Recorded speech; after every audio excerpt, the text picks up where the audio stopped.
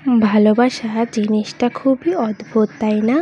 যাকে কোনো দিন চিনতাম না, যাকে কখনো জানতাম না, আজ তার জন্যই কতই না কষ্ট হয়। কষ্ট তো আমারও হয়, কিন্তু তা আমি কাউকে বলতে পারি না।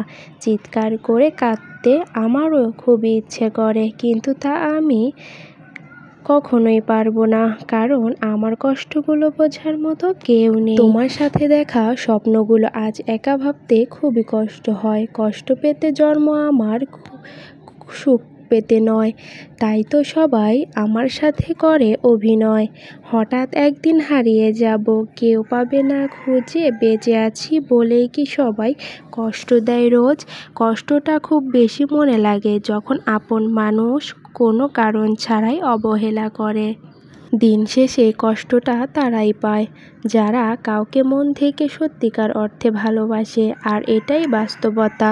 বাস্তবতা কি জানেন? যারা হাসি খুশি থাকতে পছন্দ করে, কষ্টগুলো বারবার তাদের কাছেই ছুটে আসে। এটা ভাগ্যের নির্মম বাস্তবতা। কিছু হারিয়ে গেলে যতটা না কষ্ট হয়, তার চেয়ে বেশি কষ্ট হয় কেউ বদলে গেলে।